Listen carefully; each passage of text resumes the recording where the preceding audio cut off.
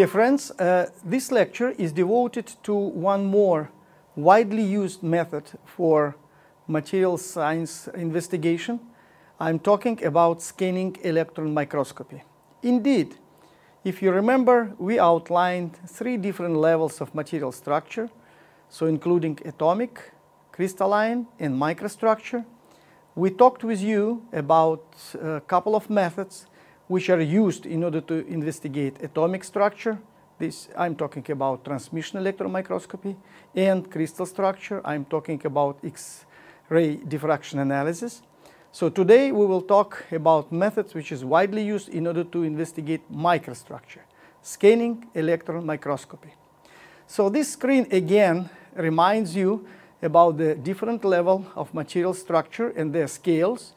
And now we are talking about scales on the order of microns, while you will see later that the advanced current microscopes, scanning electron microscopes, do have resolution close to 1 nanometer. So in any case, this method is widely used to investigate microstructure of materials. So on this screen you can see the typical picture, if you want, of the advanced scanning electron microscope Magellan 400. So let's a little bit talk about characteristics and so the physics of the method. Similar to the transmission electron microscopy, in the scanning electron microscopy we are using electron beam in order to investigate the material structure. However, so in this case, so we detected any kind of results of interaction of electrons with the surface of our material with detectors which are located on the same side with the initial electron beam. It's not transmission now, it's scanning. Scanning means that indeed, as in the TV screen, so we scan electron beam along the surface of the sample, grabbing information about this surface. So what kind of accelerations we are talking about in this case? They are not so high as in the case of TEM. However, they are on the order, still very high, on the order of 30 kiloelectron volts. And this electron beam coming on the surface of your sample, which should not be thin, any kind of samples with the size up to 10 centimeters can be put inside the scanning electron microscope. And so different kind of information can be obtained by the analysis of the results of interaction of this beam with the sample. So what kind of interaction we are talking in this case? So first of all, 2 modes of electron imaging. First of all, we can image backscattered electron. You can imagine that some number of electrons after interaction with the surface will be backscattered, and we have a special detector which detects these electrons, and we can get image in so-called backscattering mode. In addition, as the results of interaction of the initial beam, some new secondary electrons can be formed, and we have a special detector which detects these secondary electrons, so-called secondary electron mode or image. Similar as TEM, also the results of interaction of electrons with the surface of the sample, with the atoms in the sample, so the photons will be emitted. And in this case, we are using again energy dispersive spectroscopy analysis in order to provide to get information about the elemental composition of your sample. These 3 main modes we will talk about them in a little bit more details. So let's talk about, let's say first about the secondary electron image. So secondary electron image, again, so the high energy incident electrons interacts with some volume, mainly surface of your sample, and the result of this interaction, some secondary electrons with relatively low energy actually, so are formed and detected by the special secondary detectors. As you can imagine, so the contrast of the image, secondary electron image, is due to the topography or morphology of your sample. So again, it means that if you want to get information about the size, shape of your let's say, particles up to nanoparticles, or you want to see get information about the roughness of your surface, about the porosity on your surface, about the cracks on your surface. This imaging mode should be used. So again, it's this nice image of a bee, which provides you extremely nice resolution of any topographical, let's say, features of this biomaterial, if you wish. And again, the resolution in this mode can be as high as 1 nanometer, and then I will show you a little bit later. So I will prove this statement a little bit later. So again, a lot of information about the surface, topology, morphology, size can be obtained by using secondary electron image mode. So let's talk about resolution a little bit in more details. So remember, in the case of the TEM, we can get resolution as high as 1 angstrom. We cannot reach 1 angstrom resolution with the help of the scanning electron modes. However, so we can, in the typical, I want to say, advanced microscopes, we can get resolution below 1 nanometers. This screen illustrates you this idea. So you can see the typical sample, gold deposited on carbon. This is a special, of course, kind of sample which is widely used in order to define the highest resolution which can be reached with this microscope. And magnification of this image in the secondary electron image mode is 1 million, and the upper insert on this screen is up to 2 million. So, and the special software package exists which analyzes the quality, if you wish, of these images and gives you information about the reached resolution. In this specific case, you can see that the resolution on this Magellan 400 scanning electron microscope is on the order of 0.6 nanometers. That's extremely nice device which allows you to see not only microstructure if you want, but also analyze some level of nanostructured material. So many examples can be shown, and they're indeed beautiful, which demonstrate, let's say, the contrast and details which you can obtain on the very complex 3D surfaces with different level of magnification. Again, this screen demonstrates you this ability, and with different magnification, you can see with great details, with magnification now up to 3 million, so the typical features of this substance. Indeed, so for example, porosity here is less than, let's say, 20 nanometers for this special sample, and indeed in some cases 3D type even of imaging can be obtained. So with different magnification and with extremely high resolution. So on this slide you can see, for example, the catalyst, and then you supported catalyst. So on some oxides, on the some oxide surface, we have deposited some metal particles, and with different resolution, you can see not only the features of the surface, which was shown in the previous slide, but also the distribution of particles along these surfaces.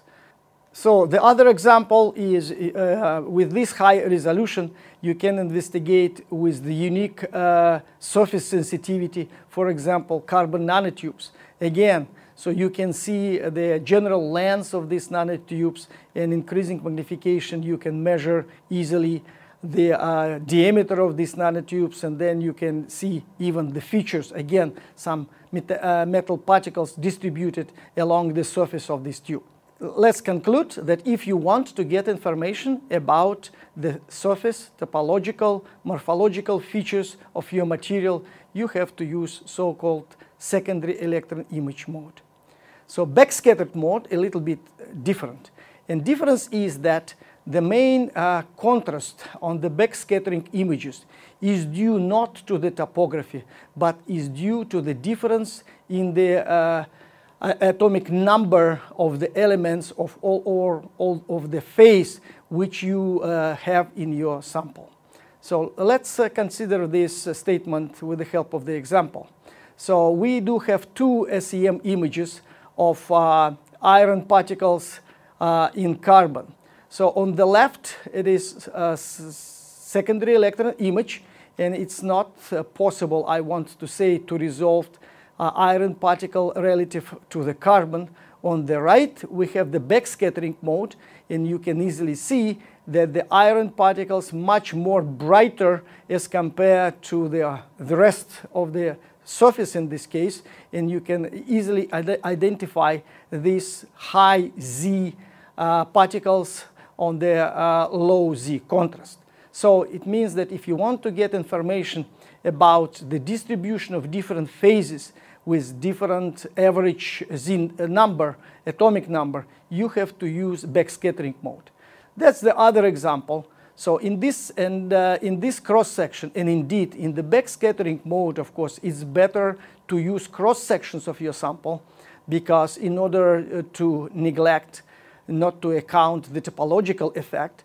So if you have the cross section of your sample, you can easily see that here we, at least at this magnification, we do have at least 3 different phases.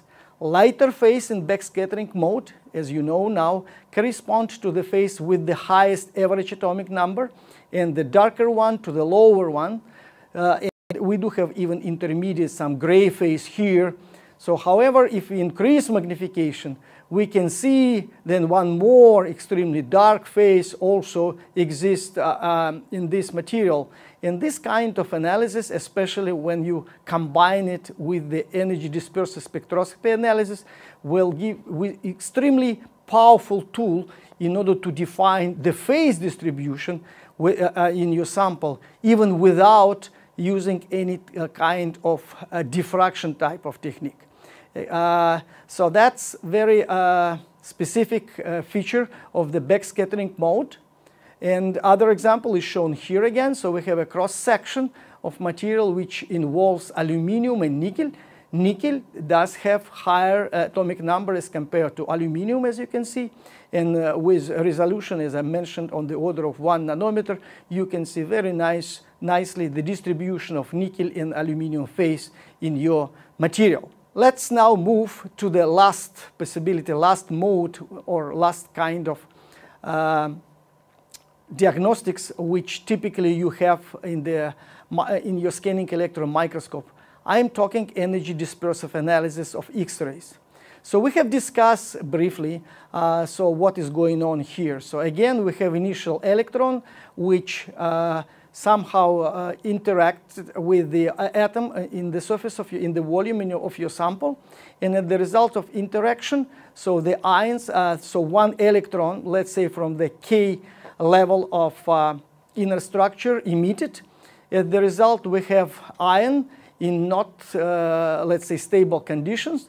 In order to go to the state with the low energy, electron from the M, let's say, shell moved to the K shell, and as the result, the photon with energy equals to the difference of energy between K and M shell will be emitted. And we have a special detector which actually detects this electron, and because the energy of this, and measure the energy of this electron, and energy of this electron, as you understand, strictly related to the electron structure of the element which we are investigating.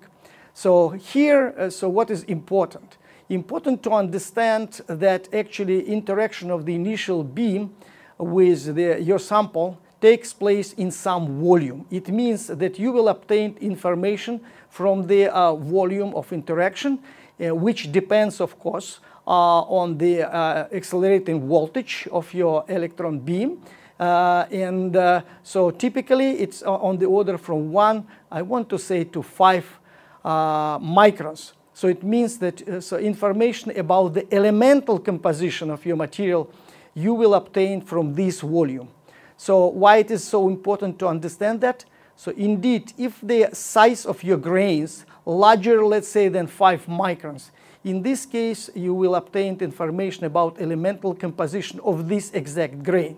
But if the size of the grain is less than, let's say, 2 microns, in this case, information will be obtained from the larger volume and will correspond to the average, let's say, elemental composition of this volume, which may consist of many grains. And that you have to take into account when you provide the interpretation of the obtained results. So what can be, so in what form you can get this result? So this is a typical, let's say, distribution of peaks, energy peaks, which showed you the energy of the detected peaks and the number of photons which were grabbed with this corresponding energy. Of course, as we discussed already with you, so this energy is strictly related to the electron structure of this element, and that's why if you wish, the analyzing the integral under the obtained peaks, you can get information about percentage of this element, for example, of titanium, iron in this specific mica. The composition of this iron mica is very complex. It involves, as you can see, 1, 2, 3, 4, 5, 6 elements. So while you have to remember that EDS analysis doesn't allow us to detect very light elements. Such elements as hydrogen, such elements as lithium cannot be currently detected by EDS. So the whole analysis starts with the boron with Z equals to 5.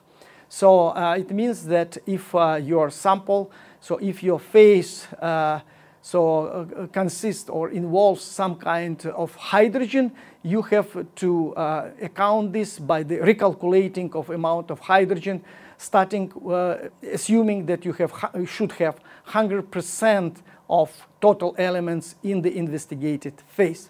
From this standpoint, again, it is very useful to combine methods, for example, X-ray diffraction methods with EDS scanning electron microscopy method in order to easily recognize the phase of the phase distribution of the investigated materials. Indeed, in this case, you can get the so-called EDS mapping. You can, on the left side, you have the image, SEM image of your material obtained in the backscattering mode. You can see that you have at least 3 different phases here, and then on the right, so you have a representation of your sample obtained in the photons with energy corresponding to different elements, which provides you information about iron, magnesium, silicon distribution in your sample. Very useful approach. So let's conclude. So the typical scanning electron microscopy is very useful and very powerful tool to investigate morphology, secondary electron mode, and phase composition in some sense, backscattering mode, as well the elemental chemical composition of your material, EDS mode, so with resolution as low as 1 nanometer for the first 2 modes and around 1 micron for the EDS mode.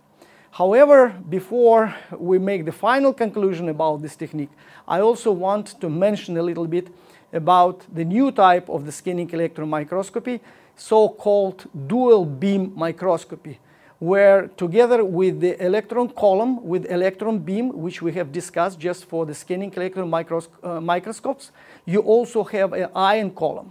For example, the ion column, which also allows you to make images, but more important, it allows you to do something very special with the surface, on the surface of your sample. So what actually this dual beam Helios Nano Lab, for example, allows you to do? Many things. I want to put your attention on one, so which is related to so-called 3D reconstruction of the material. So typically, as we discussed before, you will make a cross-section of your material, stochastically distributed cross-section, and then investigate this cross-section. However, you understand that this is just one cross-section, and in many times it's very useful to know the distribution of elements, of phases, of features along the volume of your sample. How can you do this? So the trivial approach is to take a sample off from the microscope, make the other cross-section, let's say polishing 1 micron from the surface of your sample, put it back, make analysis again, and so on and so far. But it will take weeks or even months in order to obtain the desired information. What you can do in FIB, in focus ion beam, or in dual beam microscope. So you will use electron beam in order to investigate the structural characteristics of your sample. So however, you can use the ion beams in order to polish your sample just inside the microscope. Ion beam will take off up to 10 nanometers from the surface of your sample. Then you will use the electron beam to investigate the new obtained surface. And this operation can be repeated 1,000 times. And so on this slide, actually, you can see the movie, which doesn't have physical sense because it's not demonstrating you the changing of the phase distribution in your sample as a function of time, let's say at some temperature. So this is just images obtained slicing and viewing the surface of your sample. And in some sense, it demonstrates you the stack of images which you can get by using this so-called slice and view technology. And then by using 3D reconstruction software packages, you can reconstruct the 3D distribution of your elements. For example, titanium and aluminum in the shown on this screen example. And then you can make a different kind of cross-section in this 3D object and to see the distribution of these phases along the volume. Moreover, the other type of software allows you to analyze all characteristic features of each, let's say, phases. So thickness of the aluminum-based phases, volume ratio between the aluminum and titanium-based rich phases, the surface area contact between these phases, and so on and so forth. It is very powerful current advanced tool which allows you to know information not only about the surface microstructure, but also the microstructure along the volume of your sample. Just a few more information with the help of the same ion beam. You can make whatever you want on the surface of your sample. For example, you can make different type of channels. So with the thickness up to 10 nanometers or much more complicated structure, which you can see on the right of this screen. Moreover, you can even build the 3D articles on the surface of the sample. If you just design your article, it's on the left, the design in color is responsible for the height of each feature of this article. And then you incorporated this design inside the software tool of the focus ion beam.